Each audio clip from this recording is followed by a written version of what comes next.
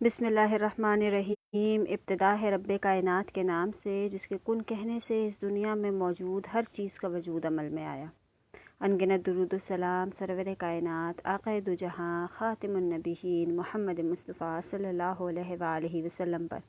जिन पर ख़ुद रब्बे कायनात ने दुरूद व सलाम भेजा। अस्सलामु अलैकुम व रहमतुल्लाहि व बरकातुहू। हुस्न रमज़ान ट्रांसमिशन सेगमेंट तफसीर कुरान। मैं हाफ़िज़ा आयशा अहमद आपके साथ मौजूद। अल्हम्दुलिल्लाह रब्बिल आलमीन। आज हम 13वें रोज़े में दाखिल हो चुके हैं और अल्लाह रब्बुल इज़्ज़त से दुआ है कि हमारी इन टूटी फूटी इबादतों को, हमारी इन टूटे फूटे रखे गए रोज़ों को अपनी बारगाह में कबूल व मंजूर फरमाए और हमें तौफ़ीक़ अता फ़रमाए कि हम इंशाअल्लाहुल अज़ीज़ रमज़ानुल मुबारक में जिस तरह से उसकी इबादत, उसके अज़कार, उसकी तालीमात पर अमल करने की कोशिश कर रहे हैं, हर दिन, हर साल, हर माह, हर लम्हा इसी तरह से उसकी इबादत, उसके बताए हुए रास्ते पर चलने की कोशिश करते रहें। आमीन या रब्बल आलमीन। आज हम आपकी खिदमत में हाजिर हैं पारा नंबर 10 की तफसीर और तशरीह लेकर। मेन कुछ पॉइंट्स हैं, खुलासा है। हमारी कोशिश होती है कि मुख्तसर से वक्त में आपको मेन पॉइंट्स जो ज़िंदगी में इम्प्लीमेंट करके कामयाबी का बाइस बन सकते हैं वो आप तक पहुंचाए जाए। कल हमने आगाज़ किया था सूरतुल अनफ़ाल का। पारा नंबर 10 में सूरतुल अनफ़ाल का तज़किरा कुछ इस तरह से है कि अनफ़ाल के मायने बताए गए हैं। अनफ़ाल के मायने क्या हैं? अनफ़ाल के मायने हैं माल गनीमत के, और जो माल जंगों की सूरत में मुसलमानों को हासिल होता है उसकी तक़सीम का मामला जो है वो इस सूरत में बयान फरमाया गया है। माल गनीमत जो है उसको 5 हिस्सों में तक़सीम किया गया है और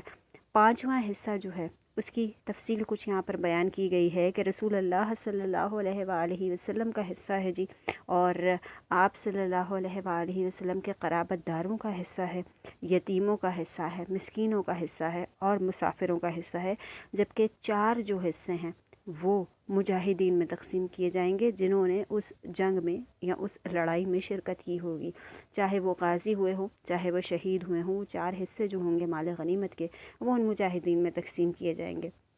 उसके बाद अल्लाह रब्बुल इज़्ज़त यहाँ पर ग़ज़वा बदर की मंज़र कशी करने की कोशिश कर रहे हैं। मंज़र कशी के हवाले से हमें बता रहे हैं कि ग़ज़वा बदर में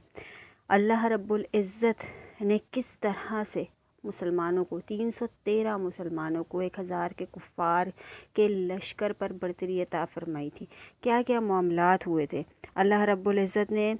बताया इसमें कि वो तुम्हारे बिल्कुल करीब थे, नाके के बिल्कुल करीब थे, और काफ़िला जो था वो एक तरह से घेराव में आ गया था। जंग होने के लिए क्या तय होता था? अच्छा जी, पहले ज़माने में अगर मैं कुछ बात करूं जंगों की, तो जंगों में 1 to 1 लड़ाई हुआ करती थी। अभी हम देखते हैं कि सब एक साथ जो है वो आमने सामने से लड़ाई हो रही होती है, लेकिन उस ज़माने में 1 to 1 लड़ाई हुआ करती थी। यानी कि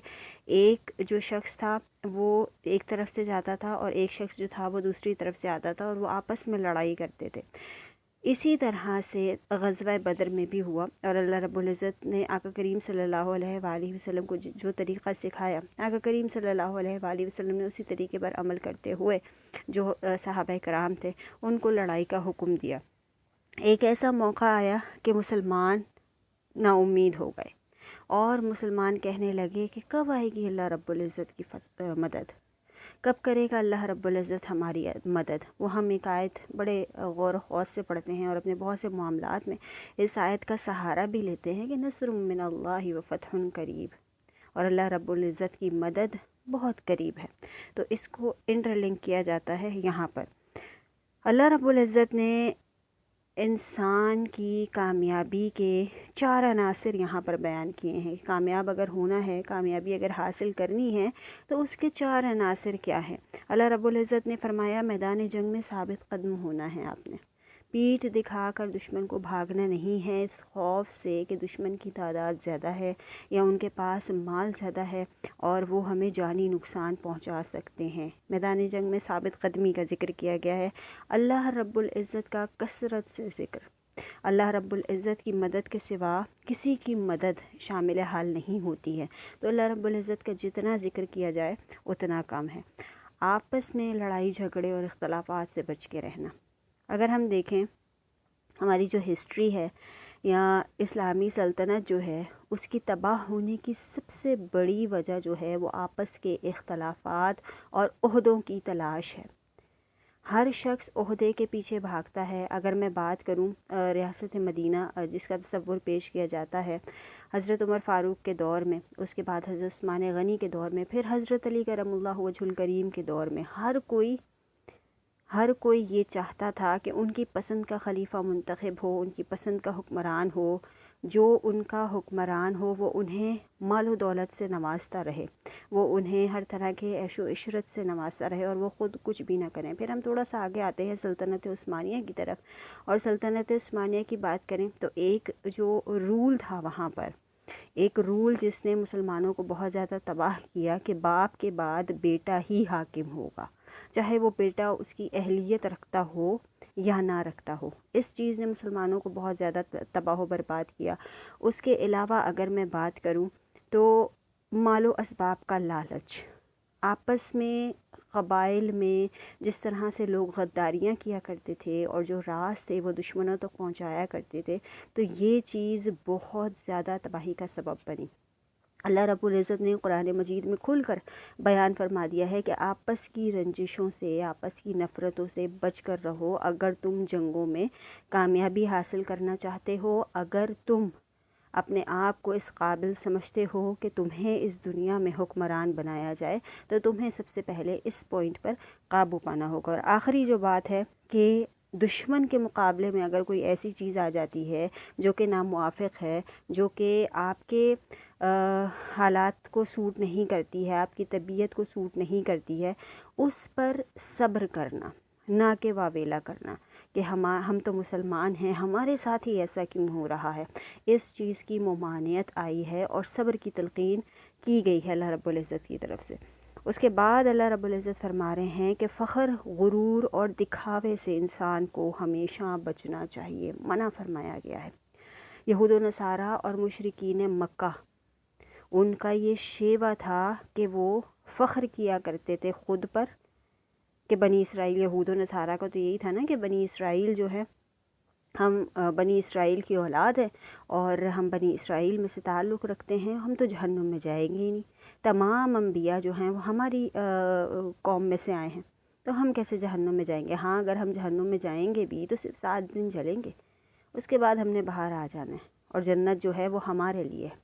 نصارہ کا بھی یہی ماننا تھا، وہ بھی غرور و تکبر میں مبتلا تھے، دکھاوا کیا کرتے تھے کہ ہمارے پاس اتنے نبی ہیں۔ تو امت مسلمہ کو غرور و تکبر اور فخر سے بچنے کی تاکید کی گئی ہے، اور شیطان کا جو پہلا وار ہوتا ہے، ایک پوائنٹ کل میں سوچ رہی تھی اور اس حوالے سے انشاءاللہ کوشش ہے کہ ایک تحریر بھی لکھی جائے۔ ہم کہتے ہیں کہ رمضان میں شیطان کو قید کر دیا جاتا ہے، لیکن پھر بھی ہم رمضان میں گناہ کرتے ہیں، ظاہری طور پر نہیں کرتے لیکن پھر بھی ہم گناہ کے مرتکب ہو رہے ہوتے ہیں۔ ویسے تو ہم عبادات کر رہے ہوتے ہیں، لیکن کیا ہم اپنی نفسانی خواہشات پر قابو پا سکتے ہیں؟ کیا ہمارے جو نفسانی جذبات ہیں ان پر ہم قابو پا سکتے ہیں؟ سب سے زیادہ غصہ ہمیں رمضان میں آتا ہے، سب سے زیادہ سستی ہمیں رمضان میں ہوتی ہے، سب سے زیادہ جو معاملات ہیں، ہمارا کسی سے بات کرنے کا دل نہیں چاہتا، وہ رمضان میں ہوتا ہے۔ تو شیطان تو قید ہے۔ احادیث میں ہم پڑھتے ہیں، اللہ رب العزت کا فرمان ہے کہ جیسے ہی رمضان کا چاند نظر آتا ہے شیاطین کو قید کر دیا جاتا ہے۔ تو پھر یہ کون ہے جو ہمیں بہکاتا ہے؟ یہ ہمارا نفس ہے، اور نفس کے خلاف جہاد کرنا سب سے بڑا جہاد ہے۔ شیطان سے بڑا دشمن ہمارا نفس ہے۔ اور شیطان کو کس نے بہکایا تھا؟ اس کو غرور و تکبر میں کس نے مبتلا کیا تھا؟ اس کو بھی اس کی غرور و تکبر میں نفس نے مبتلا کیا تھا۔ ایک اینڈ پہ اگر شیطان اپنا کام کر رہا ہے تو دوسرے اینڈ پہ ہمارا نفس اس کا ساتھ دے رہا ہے، اور رمضان میں شیاطین کے قید ہونے کے باوجود ہم اپنے نفس کے اس قدر غلام ہو چکے ہیں کہ ہمارا نفس ہم سے ہماری جو نفسانی جذبات ہیں ان کو پرفارم کرواتا ہے۔ غصہ جب ہمیں آتا ہے تو وہ ہمارے نفس کی طرف سے آتا ہے، ہم کسی سے جیلسی کرتے ہیں تو وہ ہمارے نفس کی طرف سے ہوتی ہے۔ تو اللہ رب العزت نے اس چیز کی قرآن مجید میں ممانعت فرمائی ہے۔ اس کے بعد اللہ رب العزت نے فرمایا کہ غزوہ بدر میں شیطان نے مشرکین کے جو اعمال تھے ان کو ایک طرح سے مزین کر کے ان کو دکھا دیا، یعنی کہ اس نے ایسی چال چلی کہ ان کو ان کی جیت، ان کی کامیابی دکھا دی۔ اس کے بعد جب مسلمان بہت زیادہ مایوس ہو گئے اور آقا کریم صلی اللہ علیہ وسلم کے پاس آئے اور سوال کیا انہوں نے کہ کہاں ہے اللہ کی مدد، تو اللہ رب العزت نے فرشتوں کے ذریعے سے ان کی مدد فرمائی۔ 1000 کا لشکر جو تھا وہ تہس نہس ہو گیا 313 کے آگے۔ اللہ رب العزت، صحابہ کرام فرماتے ہیں کہ غزوہ بدر کی اگر آپ ہسٹری پڑھیں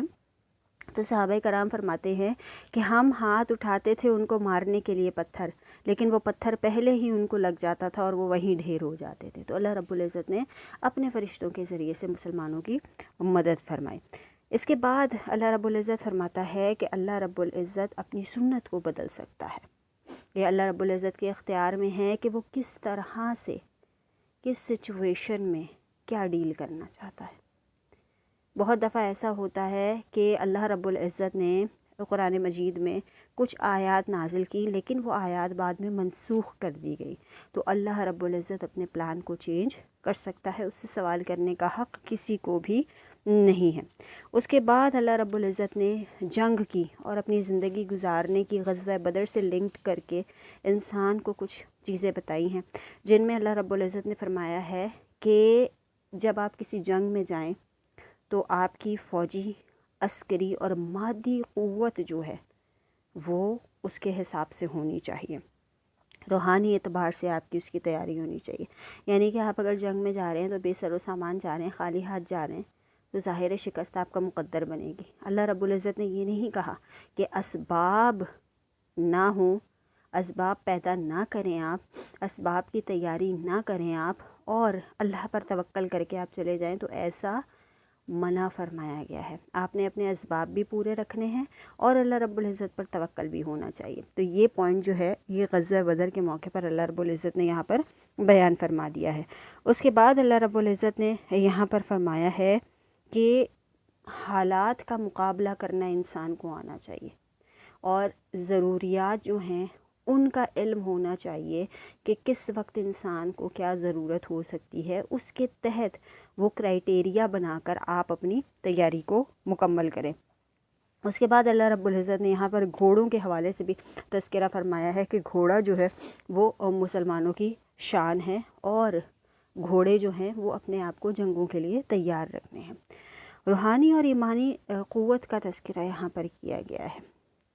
چاہے کتنے بھی مشکل حالات ہو جائیں، کتنی بھی بری سچویشن ہو جائے،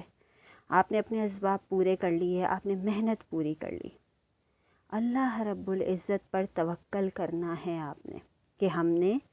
اپنے اینڈ پر سارا کام کر لیا ہے، اب اللہ رب العزت کے سپرد ہے کہ وہ ہمیں کفار کے لشکر پر فتح یاب کرے۔ یہ صرف جنگ کی بات نہیں ہوتی ہے، یہاں پر اگر میں اپنی ڈیلی لائف کے معاملات کا تذکرہ کروں تو ہم اگر کسی بھی برے کام سے بچنے کی کوشش کرتے ہیں یا کوئی بھی برا کام اگر ہمارے آڑے آ رہا ہوتا ہے اور ہم کوشش کرتے ہیں کہ ہم اس کو نہ کریں،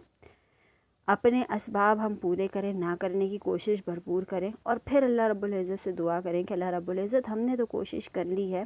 اب اس معاملے میں ہماری رہنمائی کرنا آپ کے ذمہ ہے، اور اگر آپ نے توفیق دی ہے اس معاملے سے بچنے کی تو آپ ہماری رہنمائی بھی کریں گے۔ آپ دیکھیے گا کس طرح سے اس آپ کے کام پر اللہ رب العزت عمل درآمد کرواتا ہے۔ تو یہاں پر اللہ رب العزت نے یہی بات بتا دی ہے کہ روحانی اور ایمانی قوت جو ہے ان میں مضبوطی ہونی چاہیے، اور اسپیشلی جنگوں میں لوگ جو ہیں وہ جہاد اس لیے پسند نہیں کرتے کہ ان کو لگتا ہے کہ وہ اپنی جان سے ہاتھ دھو بیٹھیں گے۔ تو اللہ رب العزت نے فرمایا کہ اگر تم جنگوں میں شہید ہوتے ہو تو بھی تمہارے بڑے مرتبے ہیں، اور اگر تم غازی ہوتے ہو تو بھی تمہارے بڑے مرتبے ہیں، اس لیے جنگوں سے بچنا نہیں چاہیے اور جنگوں سے دور بھاگنا نہیں چاہیے۔ حکم آتا ہے کہ اسلام جو ہے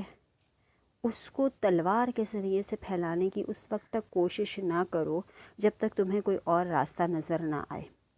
پہلے جب تبلیغ کرو، جب دین کی دعوت دو تو نرم انداز میں دو، باتوں کے ذریعے سے انسان کو قائل کرنے کی کوشش کرو، اگر وہ نہیں مانتا تو اس کو ڈراؤ،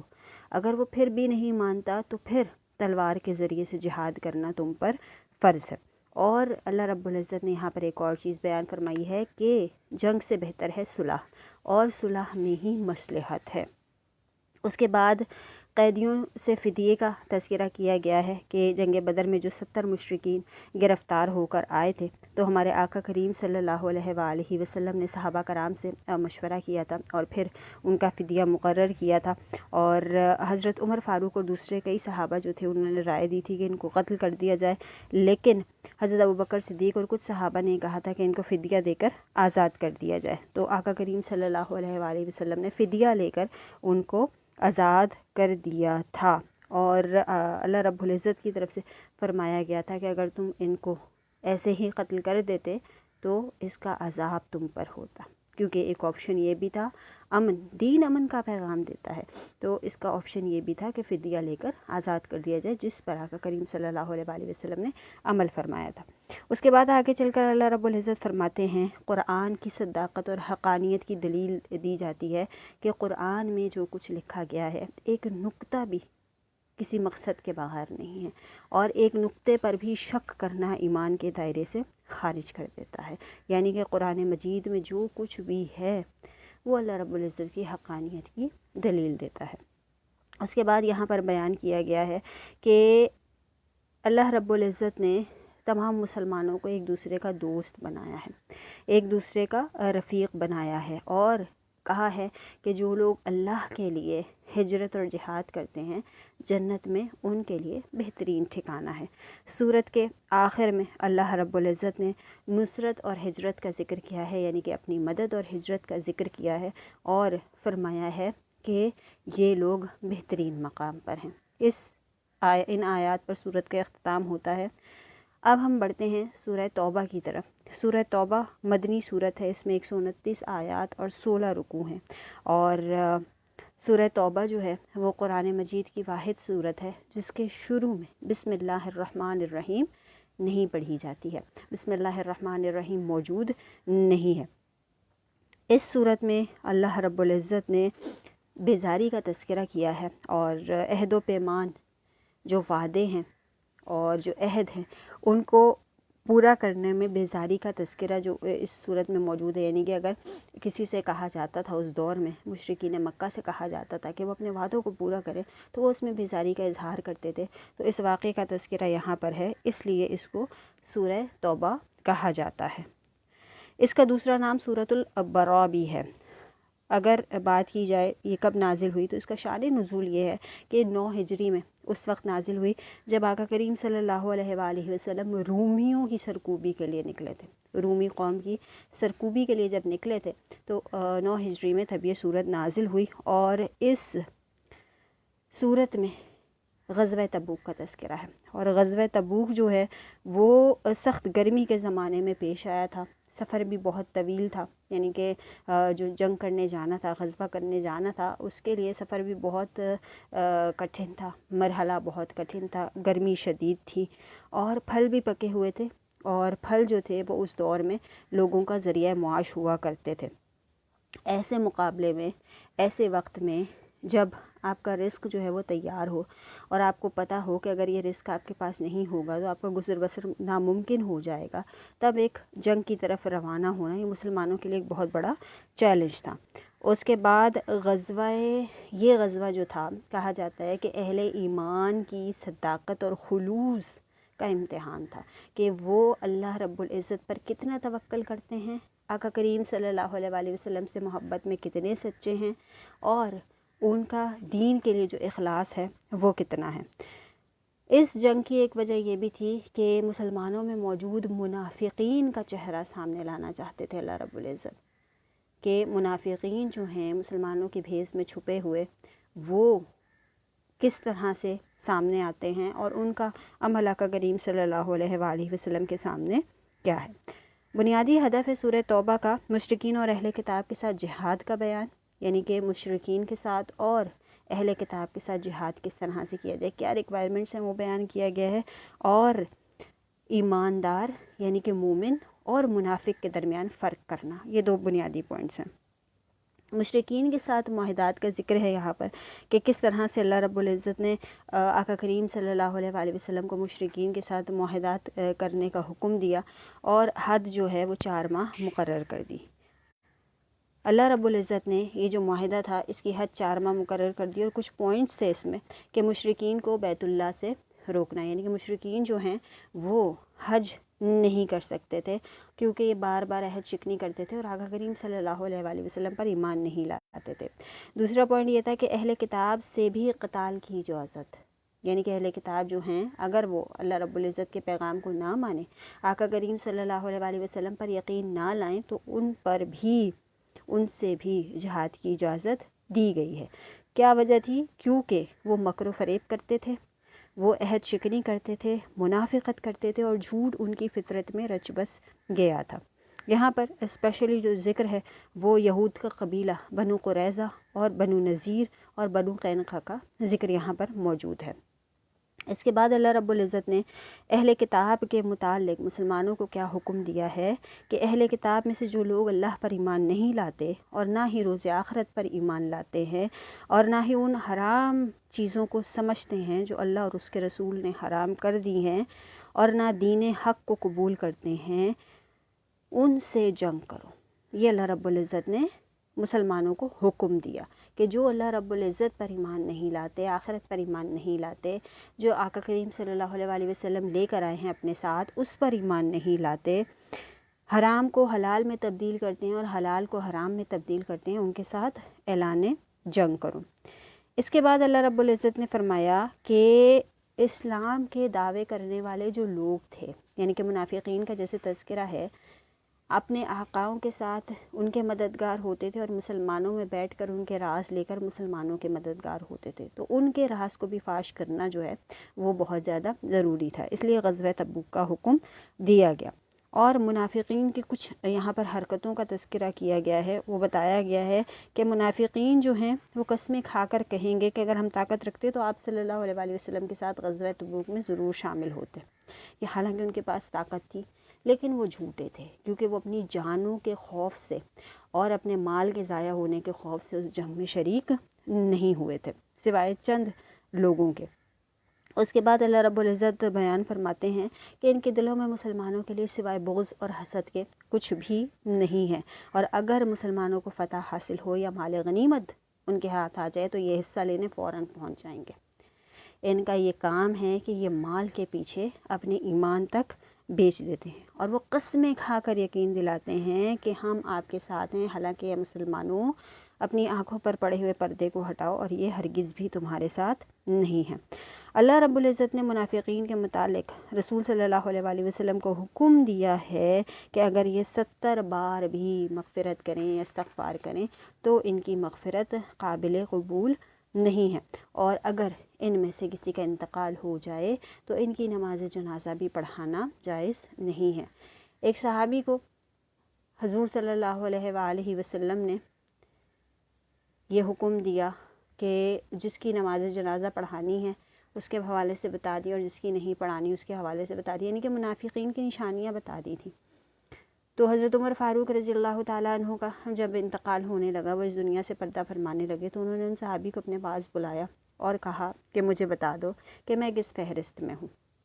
انہوں نے بتانے سے گریز کیا۔ پھر حضرت عمر فاروق نے اپنے بیٹے حضرت عبداللہ بن عمر کو اپنے پاس بلایا اور کہا کہ اگر یہ صحابی میری نماز جنازہ میں شامل ہو جائیں یا میری نماز جنازہ میں ان کی شرکت ہو جائے تو تم سمجھ جانا کہ میں منافقین میں سے نہیں ہوں۔ یہ اس وقت کے لوگوں کا عمل تھا کہ وہ اپنے اعمال، حالانکہ جنت کی بشارت دنیا میں دے دی گئی تھی، عشرہ مبشرہ میں شامل تھے حضرت عمر فاروق، لیکن اتنا ڈرتے تھے اپنے اعمال سے کہ خود کو ان چیزوں میں بھی کاؤنٹ وہ کیا کرتے تھے۔ آخر میں جو ہے اس پارے کے وہ اللہ رب العزت نے فرمایا ہے کہ منافقین کے ساتھ کبھی بھی خلوص کا مظاہرہ نہیں کرنا چاہیے، منافقین کے ساتھ کبھی بھی خلوص کا مظاہرہ نہیں کرنا چاہیے، اور اگر آپ